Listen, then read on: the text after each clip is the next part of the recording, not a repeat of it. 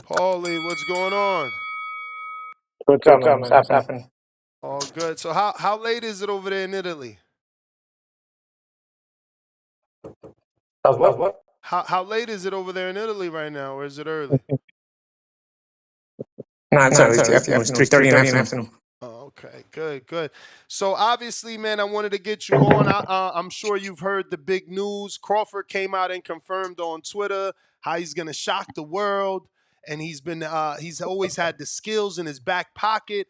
Um, do you think Crawford's his best, will be enough to actually beat Canelo Alvarez? Do I think it's best? I mean, I think he's way more skilled than Canelo.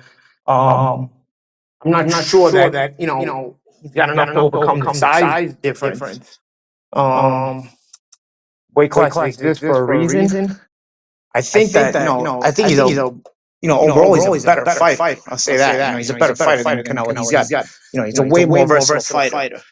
I think there's a lot of levels to Crawford's ability, but he already looked to be the undersized guy against Mandrimov, and I felt like he was tested to the limit against Mandrimov, and that's still two weight classes below Canelo. Yeah, a lot of people point to that Madrimov fight as kind of the indicator that he's maybe too small. But in that fight, remember, he did weigh up to I believe 169-ish. So, size didn't seem to be an issue. And a lot of his fans point to the fact that he's been sparring Steven Nelson, who's going to be facing Diego Pacheco in a few weeks, for years, even when he was at 40 and 47, so that he's allegedly able to handle the weight. Now I know Steven Nelson isn't Canelo, but as a former fighter, I'm sure you've sparred up. How much of a difference is it, being able to spar with guys that heavy and actually fight a guy that heavy? Yeah, I think it's a big difference. Physically, I think you're undersized even in the clinches, and it gets a little bit difficult when you can usually use a clinch to rest and relax a little bit, or get a cheap rest out of it. In a fight against a bigger guy, you find yourself having to always be alert on the inside and having to sort of use energy on the inside so that you're not tossed around on the inside by the bigger guy. So you lose an opportunity to get those little cheap rests against a naturally bigger guy. I don't care what he weighed against Madrimov. He fought like a smaller guy. He was on the outside. He boxed very well, but he boxed like a smaller guy. You know what I mean? Like Madrimov sort of held his ground more, sort of controlled the middle of the ring. And I thought Crawford boxed very well on the outside, circling the ring. Didn't know the move, boxed very intelligently. I thought both fought a very, very good fight. I thought it was a very tactical fight, but you could see that Crawford was less willing to impose himself physically in the Madrimov fight than he had been in prior fights, even in the Spence fight, for example. So you're already seeing a level where there's the size and the weight is starting to have an effect on his thinking ability. Now, he's so versatile that he still was able to get the Madrimov win, although he was tested a lot. I'm going to give you a hot take here. I think Madrimov's a better fighter than Canelo, especially at the Canelo at this point. But he's still two weight classes up for Canelo. I don't think Canelo's as versatile even as Madrimov, but there's still two weight classes up. He's big, he's strong. So there's still things to worry about with Canelo. But I think Madrimov will have made Crawford think more than Canelo will when it's all said and done. The only thing hanging in the balance here is Canelo too big and strong, where Crawford's better skills, better boxing, better IQ get eventually undone by a guy who's just too big and is just walking him down. Because one thing Canelo does do well, he holds his ground very well and cuts the ring off very well. Even when you hit him and you're popping him, he doesn't give up ground very much. So therefore, he's keeping that mental stress on you as he's cutting off the ring, and which allows him to also get to your body. Which is, there's things that I think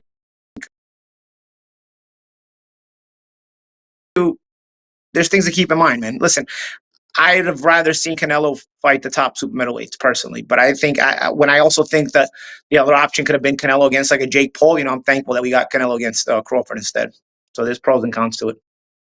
So a lot of his fans, Crawford's fans, seem to believe that his wrestling background, which it's not like something you can Google, right? He said it in an interview that he's wrestled, but there isn't like something you can Google and find how many matches or wins and losses he's had. But we do have an example of him showing his strength in that Earl fight when he pushed Earl off of him. Does that give you any belief that he can, I guess, clinch with the bigger man because of this quote unquote wrestling background, and he demonstrated that he was the stronger man in that Earl fight when they clinched and he shoved Earl across the ring? I think up until the 147-pound division, I think Crawford showed a good amount of physical strength that could even be called surprising considering he was a former lightweight. I thought the way he physically handled Spence, the way he physically handled Jeff Horn, who was a very physical fighter, the way he physically handled Sean Porter.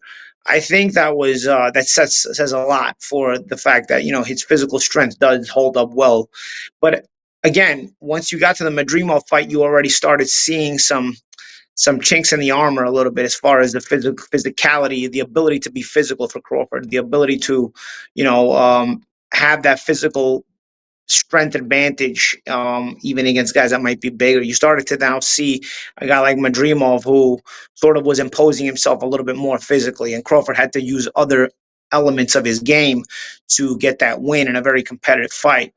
Again, I will reiterate, I think Madrimov is more versatile than Canelo, but I think Canelo has enough versatility and enough stick-to-itiveness to his style, which is cutting off the ring and holding his ground and not breaking position when there's punches coming at him, to keep a physical pressure on you and therefore a mental pressure on you because he hits so hard. And when a guy's physically in front of you all the time, it can cause that mental pressure to sort of give you trouble. Add that to his body attack because if he's in position all the time, he can't get to your body.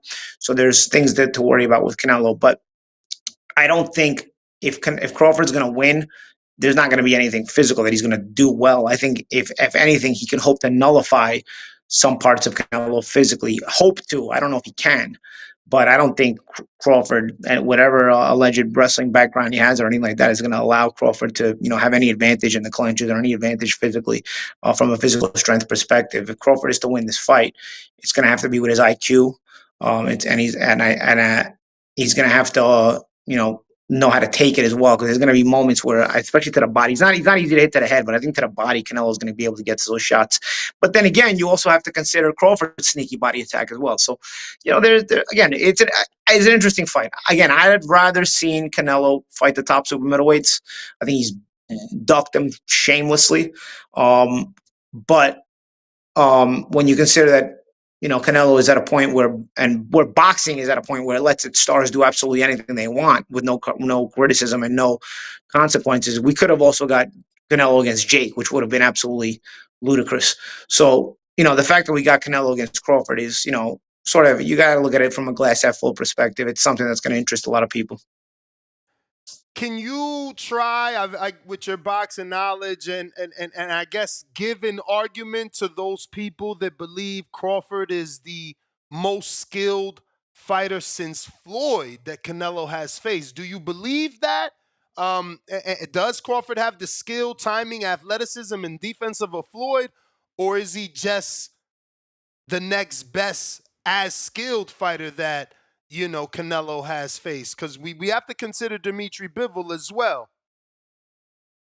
Yeah, Dimitri, I don't know that Dimitri is as skilled as Floyd. There's less versatility to Dimitri, but what Dimitri does, he does very, very, very well. And also Dimitri's a bigger fighter than Canelo, right? So from that end, I still think Floyd was the most skilled because there's a lot of things, there's a lot more versatility to Floyd than there was to Dimitri Bivol.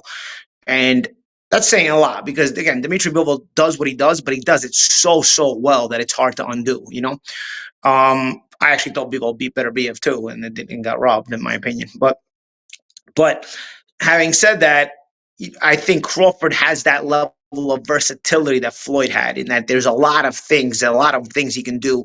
There's a lot more layers to him, sort of like an onion. That's why Floyd's style to me was so great. There's a lot of layers to it. I think Crawford also has a lot of layers to it. And actually, Crawford, in that regard has different kinds of layers because he fights out of both stances as well, and I think there's a lot of skills there. You could say Caleb Plant was very, very skilled, though. I mean, Caleb Plant is super skilled, and so that was a good win for Canelo. But that is an example that shows you that if it's just skills we're talking about here, Canelo may be able to undo it. You know what I mean? Again, Canelo does do things well, like such as cut off the ring, hold his position very well, so that he can mentally stress you, so that the power he has stays on your mind more because he's always in position to get at you, even if he's not getting at you. Things despite the fact that you may be throwing at him, he stays in that position. I think if anything, the comparison is the Caleb Plant fight, because Caleb is a skill guy, not as much of an in and out fighter as Bebo was. Bebo was a lot of in and out. He's basically exclusively in and out. He just does it very, very well. Caleb is more of a North American, sort of hit upper body movement, slick catch and shoot, a counter from where you're at, from that middle range, control that middle range type of thing. And it's not as easy to get away from that mental pressure when you do that, especially when you don't have the power to get Canelo's respect. I don't know that Crawford is going to have that kind of power either to get respect, but I do think the wild card here is also Crawford's body punching. People are going to be considering Canelo's body punching, but I think you have to consider Crawford's sneaky body punching as well. That could play a slight factor in this. But I would say the comparison here, because Floyd was at the time was a smaller Canelo. I don't know that the comparison is Floyd at this point, because Floyd and Canelo were closer in natural weight at that time. I think the comparison is probably Caleb Plant more than anything else because, he has that North American slick boxing style. And that's more so what you look at. And Plant did do some things well against Canelo. He just eventually, that mental pressure, that mental stress eventually undid him. But, it's something to keep in mind about with Crawford. Crawford may be even a little more skilled than Plant because, again, he has the ability to fight out of both stances and maybe a slightly better body puncher than Plant is. So I think there's certainly conversation talking points here for it.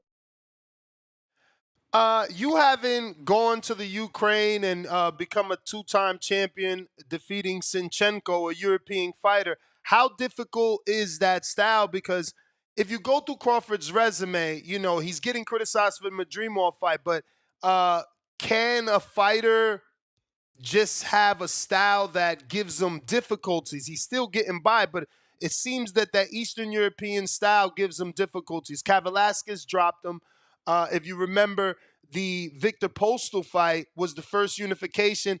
That didn't go the way we expected. It was more of a thinking fight for Crawford. He boxed more, stood on the outside. There was no knockout. And obviously now Madrimov. Could it just be that Eastern European style is, more difficult for him? Well, I think the Eastern European style is a high IQ style. It's a high IQ boxing style for the most part. For the most part, a lot of those Eastern Euros fight with that, cerebral, technical boxing style. And Crawford is a high IQ fighter, but he's a Western high IQ fighter. So I think that the clash of styles, creates a lot of thinking back and forth, right? And so, yeah, it could be that it gives them trouble, but I think that style also gives most guys trouble. I think the Eastern Europeans are, some of the best boxers in the world. Since they've been turning pro, they've been, taken a dominant effect on pro boxing in the last 30 years.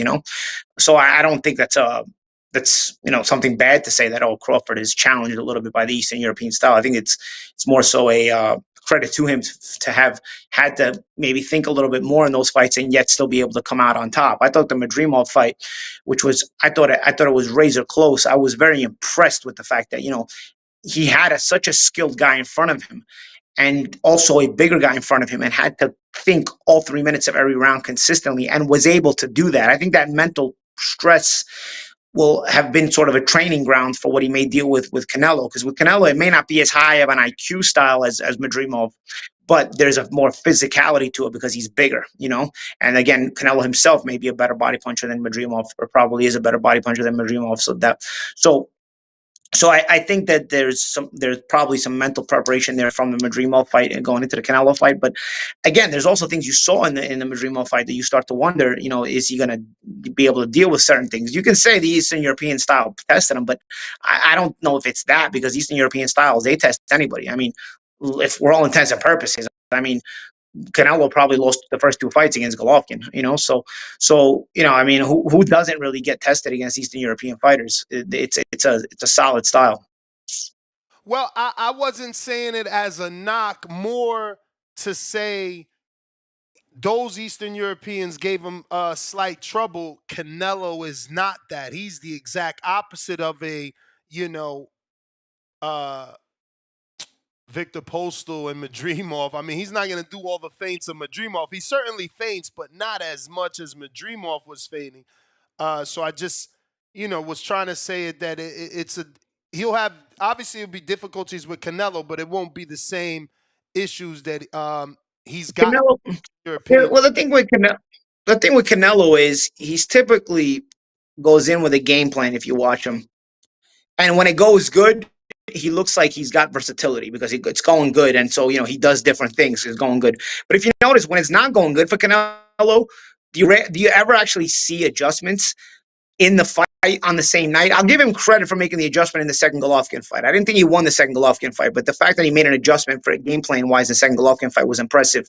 But I also thought Golovkin adjusted to his adjustment as well in the second fight and started boxing well on the back foot. So I thought it was a high cerebral fight from both guys.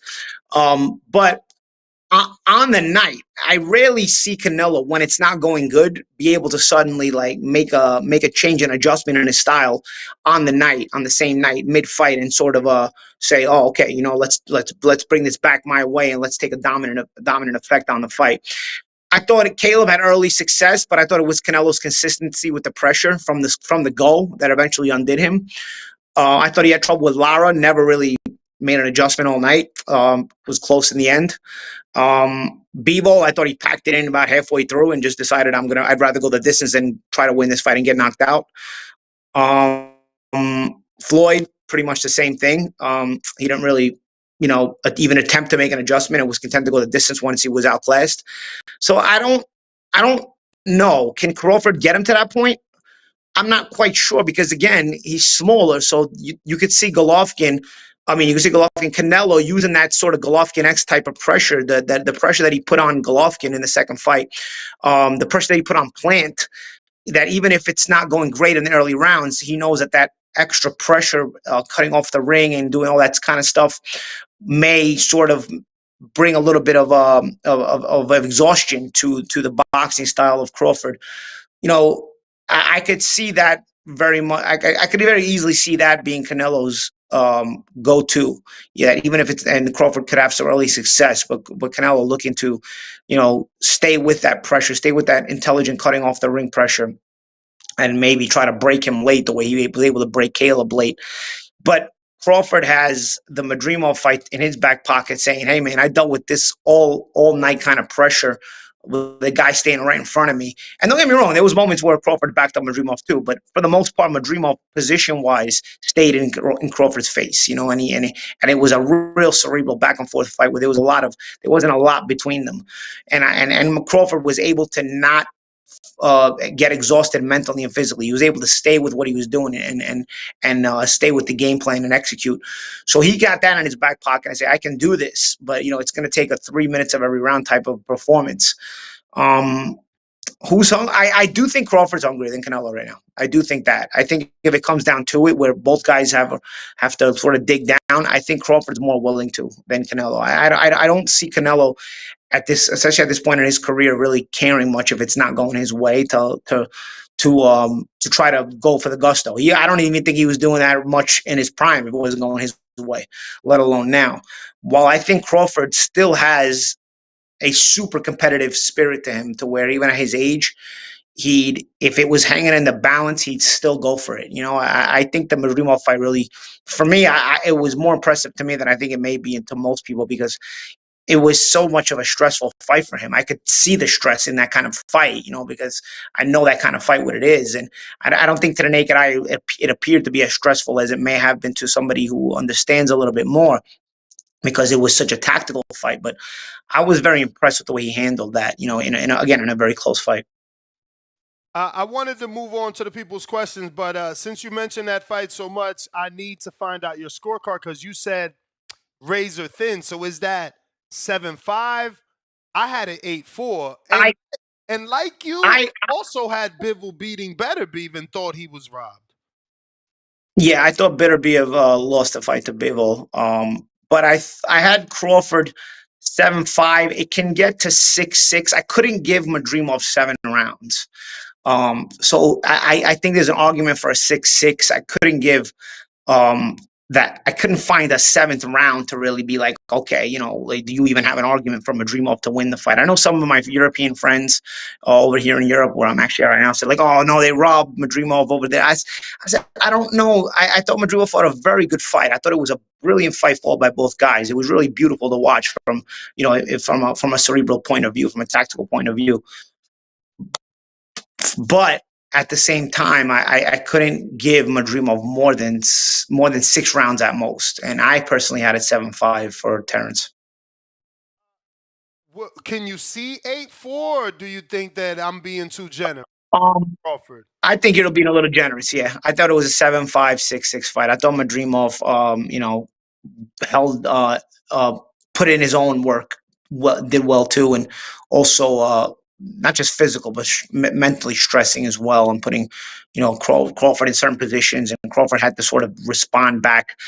I thought both guys fought a great fight from a position standpoint, and so therefore they stressed each other in that way. But yeah, I don't think, I think 8-4 is a little wide. Yeah, I think so. I got my co-host Tone. I don't know if you got anything. If not, we got a few questions from the people before Paulie leaves. You got anything for Paulie? Yeah, first and foremost, Paulie, you're one of the greatest voices in boxing history, and it's an absolute travesty that you're not calling the super mega fights.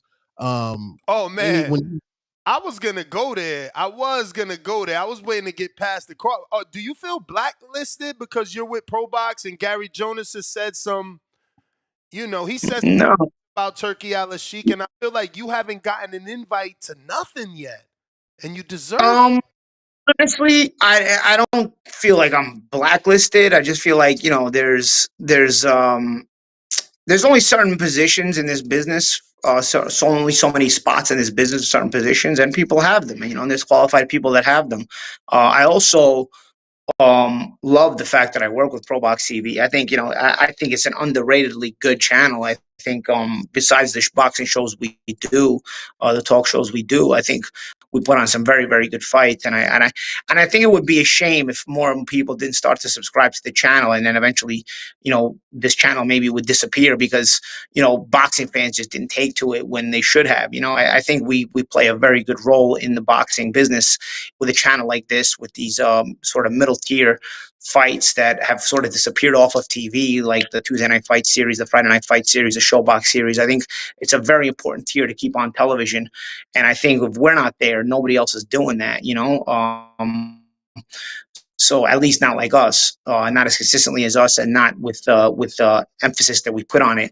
So I don't know. I don't feel like I'm blacklisted. I just feel like I have a good position with ProBox TV. I think that everything that happened with Showtime, it was a blessing to have been at Showtime for 8 years, because it allowed me to sort of have been able to apply my trade and not only show people that my skills with it, but also improve my skills with it by getting to call those fights, and also showcase my skills, because it was such a well-watched channel through the years. It was such a well-known boxing channel that a lot of boxing people knew me. I think ProBox TV, unfortunately, people haven't taken to it like they should, and I think that's a shame, because I feel like they're missing out. I feel like we have so much to give to the sport, and we do, and I think that all the people that have jumped on board with ProBox TV and have subscribed to the channel on the app or on YouTube, I think they've all had so much positivity to say to it. But I do notice when a lot of people say, "Oh, it's a shame you're not working in the business," I realize, like, well, they don't even know I'm working in the business, So I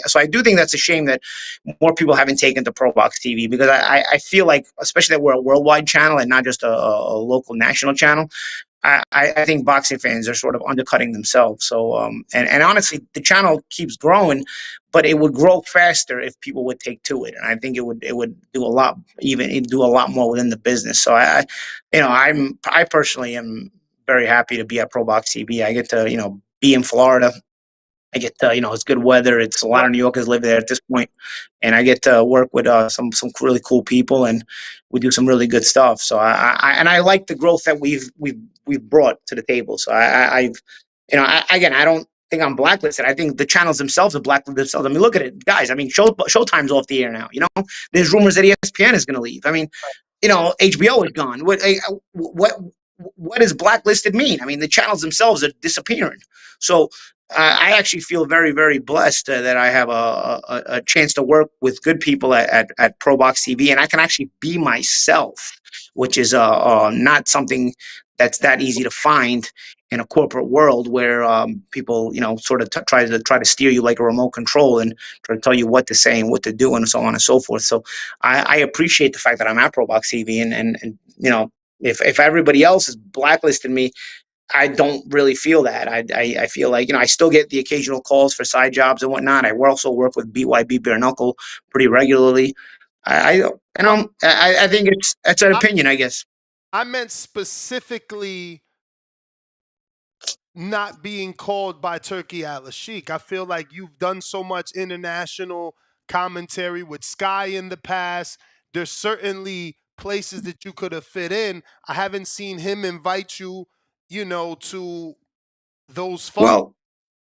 Well, But we well, over here certainly love Pro Box. I don't want it taken as any disrespect. I like to refer to them as the little engine that could, because they consistently keep going in the right direction.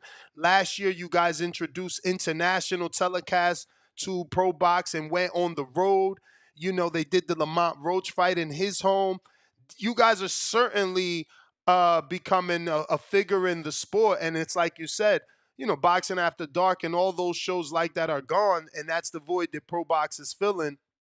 We just yeah, need to get a little bit more I of think I Rosado think we play a very on there. I think we play a very vital role, guys. I think we play a very vital role in boxing because it's a piece of the boxing that was on TV that is no longer there. So I feel like without us, that piece of boxing, which fans should always pay attention to, and real boxing fans tend to love, that piece is gone for good. As a matter of fact, before we came back, Showbox was the last one. I mean, Friday Night Fights went off the air, Tuesday Night Fights went off the air ages ago, right? So the fact that Pro Box is we have our Wednesday Night Fight series and now our Contender series or whatever. We're sort of filling that gap. Yes, we want to grow, of course. And I think we can grow if people support the channel more as they should. I think I don't think any boxing fan would disagree that has watched Pro Box TV would say that it's not good for boxing. Just a matter of will boxing fans get behind it on a worldwide stage. We have a Latin channel, we have an English channel, so I think there's something for everybody there. But with the other networks, yeah, I mean, dude, I don't know. Like I said, a lot of them are gone really. I mean, yeah, you're right. I did used to work at Sky as well. The guys at Boxer who have the contract with Sky, they really I get on very well with them. But there's a guy at Sky, Sky Sports, the head of Sky, named Jonathan Lake, who I heard wasn't really a fan of mine. But then again, this is a weirdo who took off the ring car girls from the fights on Sky. So I don't know, dude. Maybe maybe he might want to make some advancements towards me, and I might not be interested. And I don't know. Maybe that's why he doesn't like me. I don't know. You know what I mean? Like, where do the ring car girls getting eliminated help improve the product? I don't know. You know what I'm saying? Like, but if you notice fights on Sky, they have no more ring car girls. So I don't know. A guy like that doesn't like me. I mean, does that really bother me? I probably don't want to be liked by a guy like that anyway. So the fact that I'm no longer working at Sky, I mean, I probably would turn him down. I'd be like, all right, dude, you know what? It's probably not for me anyway, So I like working with like-minded good people, not judgmental people. And I like, I like working, obviously I like working good fights.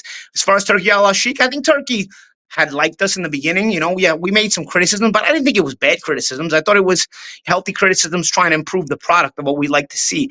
I don't think I ever really criticized Turkey Al-Sheikh like in that way. And I gave a lot of praise as well. But then when there is criticism, I felt like it wasn't criticism. I felt like it was what I'd like to see maybe a little bit different that could maybe improve the product. And dude, I mean, I've said a lot of things that, about Turkey that have, been very praiseworthy. So, I mean, I'm not a kiss ass, but, I'll praise you when I feel like you should be praised. And I felt like also some healthy critiquing was good because Turkey has the ability to make the product even better. If anybody can make changes and make it even better, it's him. I mean, he's got a big bankroll to fund it, and he can pretty much do as he pleases over there. So if any criticism I've given, I felt like it was a healthy criticism anyway, to where there were probably it could be even better if he did maybe a little bit of this or a little bit of that. But it wasn't a criticism to say that, hey, I'm unhappy with the product that I've seen. So I mean, whatever. I mean, different strokes for different folks, guys. I mean, everybody takes things a little bit different, and then opinions are like assholes. Everybody's got one. For sure. Tone, go ahead, man. I'm sorry. Yeah, I wanted to ask you. You said Ryan Garcia is not even good if he's not doping. Now, I wanted to ask you, what blame do you place on Bill Haney for the horrible trash game plan that he had against Ryan Garcia, having Devin follow around a power puncher? Is there a percentage you think of green and trash game plan? I definitely thought the game plan was lacking on Haney's part. I also think they made no adjustments in the fight. Speaking of no adjustments made when things aren't going your way, they did not make any adjustments. I think they came into the fight thinking they were going to just walk Ryan down and break him. The problem when you start to read your own press clippings and sort of love them too much is that you sometimes think you're somebody you're not. I don't know where Devin thought he was going to start walking power punchers down, even if you were gonna, do that to Ryan, it was still never going to be something consistent you were going to be able to do for 12 straight rounds in a fight. I think in spots, you always got to walk guys down and then you back off. If you look at Floyd in his best, there's moments in every fight where he's walking you down and then he backs off and he's on the back foot again, so you do have to balance that out. But it seemed like Devin and Bill were just determined to walk Ryan down constantly. So they were just going to the power and not only walking him down with no head movement, squared up. I mean, when you're square, everybody in boxing knows when you square, you give yourself more of a target. So, when you're a big puncher, I think you can afford to be more square because you're trying to open yourself up offensively too. But when you're not a big puncher, I feel like it's ultra important to blade yourself, be in a bladed stance even more so because you need to always be defensively responsible, even if you're coming forward in spots. And I felt like, when I was watching that fight, I mean, granted, yes, it's unjust. I felt like the fact that, Garcia ended up pissing hot, so to speak. But I also, in watching that fight from a physical perspective, you're walking this dude down, you're walking homeboy down squared up. You're pulling back. Then when you're pulling back, I mean, it's one thing when you pull when you're bladed because you kind of end up in a sort of a shoulder roll situation when you pull back when you're bladed. When you pull back when you're square, you're literally just pulling back square. You're defenseless there. I mean, you're coming forward squared, and then you're pulling back squared. There were a lot of very, very wouldn't even call them amateurish because even very good amateurs don't make those mistakes. Very, very ignorant mistakes made in that fight that I think Devin didn't do himself any favors. And then no adjustments made, So it was I give Devin a lot of credit for his heart. He showed a lot of heart in that fight. And probably more heart than he should have had to show because in the end, hey, Ryan pissed hot. So maybe he shouldn't be as strong as he would have. I had been a little bit suspicious of Ryan for a few years already. So, I mean, I'm not sure. I mean, I'm pretty much suspicious of most of the sport at the top level. But, Ryan, without that extra power, I don't know. I haven't seen enough versatility from Ryan either to think that he's, of a certain level. Is he popular? Sure. I mean, but today, I guess everything's a popularity contest. I'm not sure how good Ryan is yet. I don't think he's horrible. I don't think he's trash. But is he championship level? I'm not convinced yet. Paulie, does your suspicion date back to Romero Dumo, right? That was the Duno fight. Yeah, the Duno fight. Yeah. I remember. Yeah, Duno was a pretty durable guy. I was actually watching that fight in Europe. I think it was on the Canelo-Kovalev card, if I remember correctly. I may be wrong, but I think it was Canelo-Kovalev card. He just hit him with a grazing shot, like at the top of the head, and Duno's legs went one way, one went the other way. And he was a guy who had been pretty sturdy. Ryan had gotten stoppages before that, but not like wow stoppages like that were, you look at a guy like Golovkin, you hear it's guys like that all the time. So you're like, okay, that guy's strong. Ryan wasn't doing that, and all of a sudden he's doing that to a guy who's pretty durable, and again with a shot that barely landed. And so I was like, man, you know what? That's shady, man. That's kind of fishy, And it's been pretty consistent with that power since then, Does that mean, oh, he's definitely been dirty since then? Dude, we don't know. I mean, who knows? Nobody knows. It's just, you start to make educated guesses and hypotheses, and and then all of a sudden in the Haney fight, he pisses hot, and then now you're saying, okay, now you start to think, okay, when did it start? Typically, it doesn't start the fight you pissed hot. Typically, it's already been a thing, right? You just got away with it a few times. You don't get caught the first time, but then again, there's guys that I've been suspicious of that haven't pissed hot, so yeah, and I'm still suspicious of them. So what does that mean, right? I mean, I guess it's all elementary, so to speak. What's your thoughts on VADA? My co-host loves to criminalize VADA. I've been in this sport for so long that I feel like they're the only testing agency that actually catch boxers. Have you had experiences, and what is your thoughts as? Yeah, my experience with VADA is that they don't have enough money to test you regularly as they want to. I was under VADA drug testing protocol. I remember that there was a point at the end of my career where if you were in the top 15, you were going to get tested. You automatically in the testing pool. And I was in the WBC top 15 at the end of my career. And I remember getting tested like once in 6 months, and actually calling Margaret Goodman and be like, "Yo, why am I not getting tested?" As I've always, especially when I was fighting. Now when I'm not fighting, bro, honestly, like these guys. Now that I'm not fighting, it's like I get criticized, and it's like, okay, what am I arguing for? I'm not fighting anymore. What am I arguing for? When I was fighting, I was arguing it more, But at this point, I do think VADA, it means well. I just don't think they have the funding. It takes a lot of funding to catch people the way you want to catch them. And what would you say the differences between VADA and WADA are? I like to say that one is just testing for more substances. But what is your, experience? I don't know. I've never dealt with WADA, but I'll say this from having talked to several professionals, because I'm always trying to learn more and more, right? You need to sort of have a little bit of an educative background on this, and I obviously don't, but I've fought, I've trained, so I have that education. But I've, in speaking to guys who have the education background on these kind of substances and whatnot, the thing about these fighters is that you end up microdosing, from what I've been told. And when you microdose, you max dose outside of training camp when you're not getting tested, and then you microdose in camp. And the microdosing basically, it stays trapped in your fat. So it'll never your level of microdosing is based on how the doctors test you to see, okay, you can be microdosed to this level.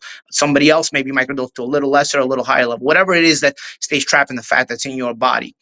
And so everybody's got a personal microdosing protocol, right? If they have enough money to afford those kind of doctors and whatnot.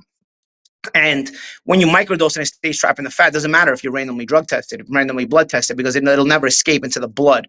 Now, the reason you start to see people start to fail as it gets closer to the weigh-in is because typically guys who are struggling to make weight, people who are struggling to make weight, suddenly have to, rip away a lot of that fat. And sometimes a little bit will leak out from that fat because you're losing it all, and because you're struggling to make weight, and all of a sudden you'll get like a trace amount of a positive test. And so then you'll get all the blowhards saying, oh, it was just a trace amount, it was nothing. But in reality, it's been exposed as you probably been microdosing the whole time. If you notice, not all, but a lot of these failed tests are close to weigh-ins. Like Alicia Baumgardner, who ended up getting, called innocent at the end, so I have to say with her, it's allegedly, that's the proper terminology, right?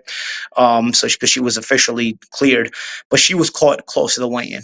Ryan Garcia was caught close to the weigh-in, so typically when you're doing this microdosing and it's trapped in your fat and you're struggling to make weight, you all of a sudden you end up sort of leaking a little bit out sometimes. And that could be when you get caught. If you notice, a lot of these guys, they just don't respect weight classes. I mean, you got Ryan Garcia looking to fight for as high as 168 now. Of course, it benefits you. You can dope, and then you don't have to, risk struggling to lose all the fat and maybe, exposing yourself again. I don't know. I mean, at this point, like I said, I don't care enough to be on the fighting end of it because I'm not fighting anymore. So, for as far as I'm concerned, if you all want to do it or nobody wants to talk about it, nobody wants to talk against it within the business, then go ahead and do it. I mean, what do you want from me? I'm on the outside. Tone, anything Paulie, else? do you think?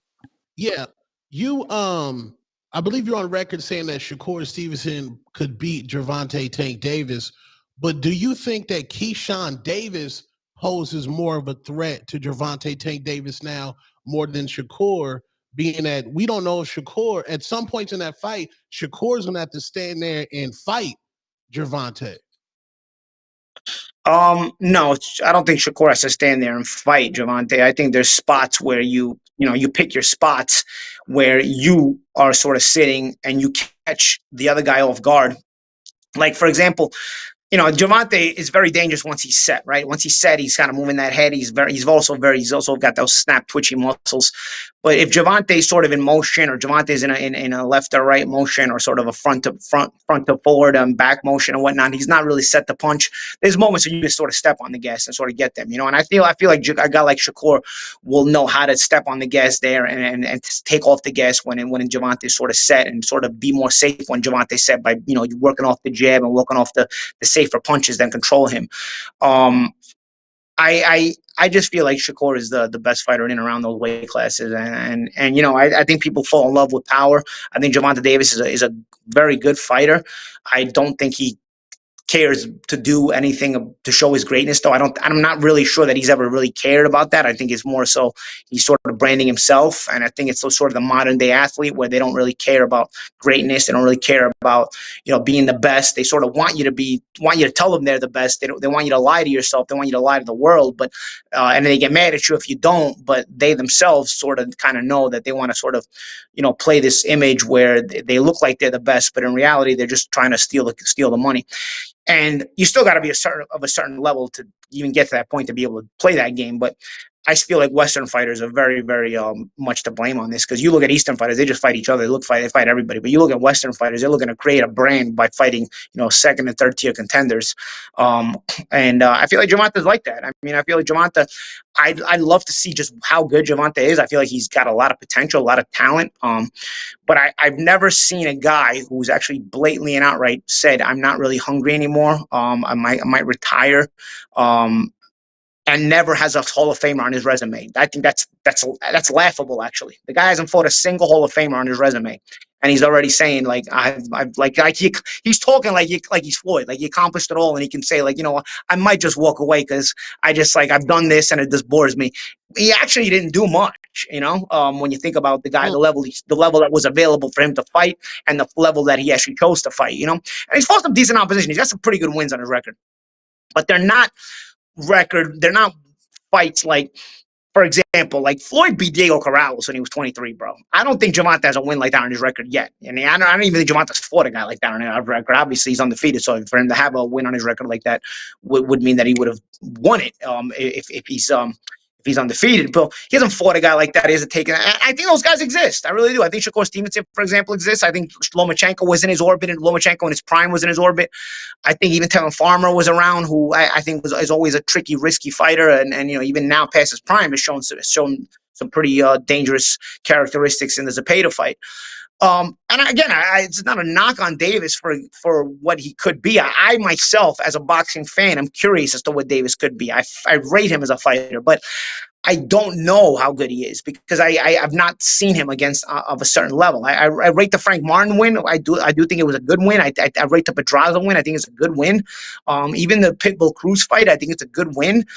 But they're not wins that become legendary. You know what I'm saying? Like I feel like a Shakur Stevenson fight. That's two guys that are supposed to fight each other, and it's not supposed to marinate or risk not even happening, And the fact that Gervonta's talking about I might retire without that fight even happening, or without anything close to an opponent like that even having been fought in his career, I think is actually laughable, because I don't think that a guy like that should be talking that way. You know, I think I wouldn't say he owes it to the fans, but I think he owes it to himself, because he's actually got potential to actually be excellent. I think he's got excellent potential, but I don't think he's shown the excellent yet, because he's not been hungry enough. And maybe it's because he's been tossed money for free, I guess. I don't know. Champ, you got time for some of these people's questions? I got 5 minutes. Toledo Tree says, what's your thoughts on Austin Trout doing bare knuckle? And do you think he could be a viable option for Bud to fight if Canelo is fighting before September? The rumor is Canelo may fight Skull in May, then Crawford in September. So I guess he means as an interim fight for Crawford. No, I don't think Crawford's going to take a risk fight or anything like that at 168. Because any fight at 168 for Crawford, I think because of the size disparity, is a risk fight. I think Crawford, I don't think he would put the bag for the Canelo fight at risk by doing that. I think I could see Crawford maybe fighting a 160-pounder. Who knows? Maybe like Chris Eubank Jr. Who knows? But I wouldn't go as far as to say like Austin Trout. I think Austin's done, from what I've seen from when he's at Big KFC, I think he's done excellent. You know, he knocked off a long reigning champion in Luis Palomino, and Austin has always been one of those fighters that not only was skilled, but also had a backbone and character to him in the ring. You know, you couldn't get rid of him that easily. Pressure didn't break him. He went and stepped in some tough situations and fought very well. He lost a razor-thin fight to Canelo Alvarez in a fight that some people thought he won, but it was a very good fight nonetheless. He went into the Garden and outclassed Miguel Cotto. And has some other countless wins on his record. So he's not just a skill guy; he's also a character guy, you know. And I think that you know, in bare knuckle, you need both skill and character. And I think if it fits him well, But I don't think Crawford fights him now. Octo says, "Greetings, champ. What's your favorite music artist, and give us one movie we should watch?" I don't really listen to modern music anymore. Call me old head. Even as far as you know, I'm assuming a lot of your listeners are hip hop fans. I was a very big old school hip hop fan. Tupac was my favorite rapper, even in the days where Biggie reigned in New York. I love Biggie Smalls as well. I love that whole era. I love you know, even guys like Jadakiss, who maybe didn't get as much love, but I thought he was an excellent lyricist. You know what I like now? I like old school 80s music, man. You know, call me like an old guy, you know. I like all 80s rock bands, you know. I like a little bit of 80s hip hop as well, but I like the old school 80s rock bands and stuff like that. As far as a movie we should watch, my favorite movie is Braveheart. But I like those old school Italian American gangster movies like Goodfellas, Raging Bull, Casino. I like, you know, interesting movies, true stories, or at least when they're actually true and not when Hollywood tells you they're true and they're not. But I don't have a movie I could give you right now. I don't really watch modern movies either. I think Hollywood sucks now. Ruin New Orleans says, "What's your opinion on the Eastern European boxer making waves in the sport?" And I just want to add, do you feel now that your comments were taken out of context and that you were right in what you said many years ago? Yeah, I mean, I think people that want to be offended will choose to be offended. You know, I can't, you know, tell you otherwise. You know, I think there's a certain kind of person in this world, and they're of all races. They come in all races, that just takes pride in being offended, takes pride in being a beta, takes pride in being a victim. And you know, even if they're not themselves a victim, will look for something within their culture, their gender, their whatever, that will say, "Oh, I deserve to be a victim." Well, I don't know, man. I've never seen a human society in history that succeeded and took pride in being a beta victim. So, but there are people like that. So I think that, you know, being taken out of context in a world full of people like that is probably par for the course. I do think I was taken out of context. I think Eastern European fighters are very good. I think they're also very hungry. They fight each other. They look to fight the best. They don't look to, you know, sort of lollygag around trying to get the biggest purse they can for the least risk they can get. I mean, you're looking at guys like Madrimov going right from Crawford to Virgil Ortiz.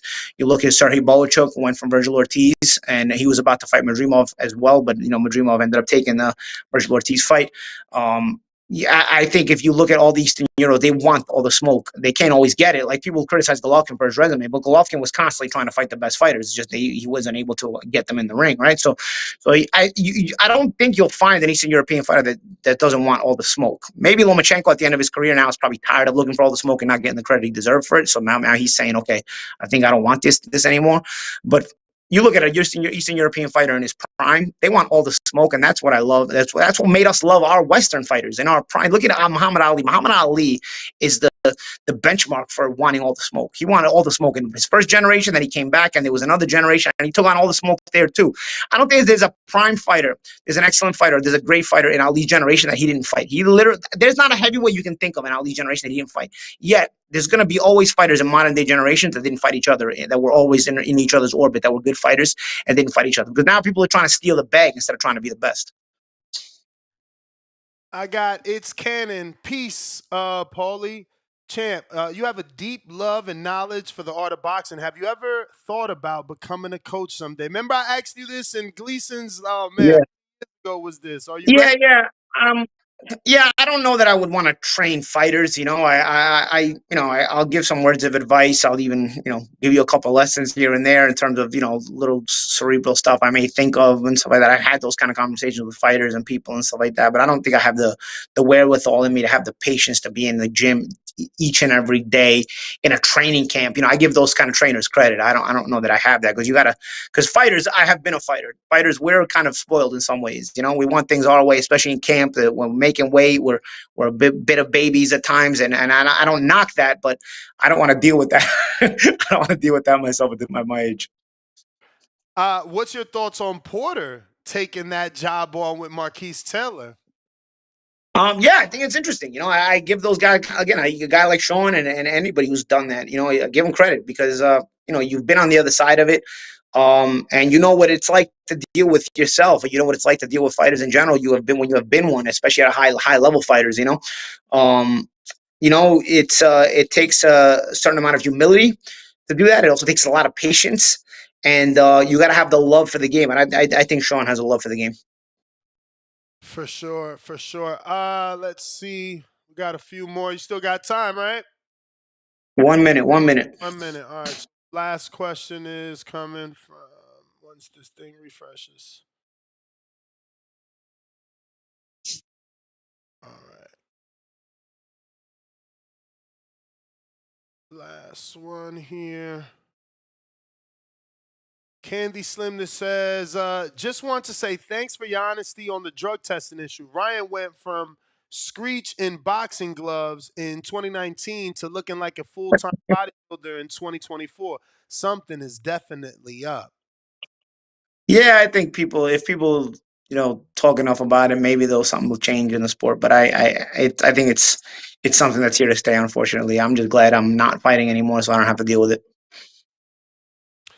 Last one, just because I'm interested. Bones1344 of Texas says, how did you learn to speak Spanish? Because I'm impressed. You speak like you're from the rancho. Salute, champ. I speak fluent Italian, and so in the boxing gyms, in especially North America and the United States, there's a lot of just specifically Latin-speaking fighters. A lot of guys come over and they don't speak English. So to communicate with them, you're speaking Spanish. You hear Spanish all around the gym so much, and being that it's so close to Italian, you start to realize, okay, that word it means the same thing as it means in Italian, or that word may be similar to Italian, but it means something different. I was in the gym for decades, so I was able to just absorb it. Then of course you're sparring some of these Latin guys. You got to talk shit to them. They only speak Spanish. They're talking shit to you in Spanish, so you got to kind of give it back to them. So it's just through the years I kind of just absorbed it. I wouldn't say I'm as fluent as I am in Italian, but I get around well with it, and my pronunciation is on point because of the fact that it's close to Italian, and the pronunciations in Italian are very similar to the Spanish pronunciations. Well, champ, that's it. Won't take any more of your time. We do appreciate you, man. Thank you, and wish you the best. All the best, guys. Take it easy. All right. There you have it, ladies and gentlemen. Paulie Malignaggi. Phone lines are open if you want to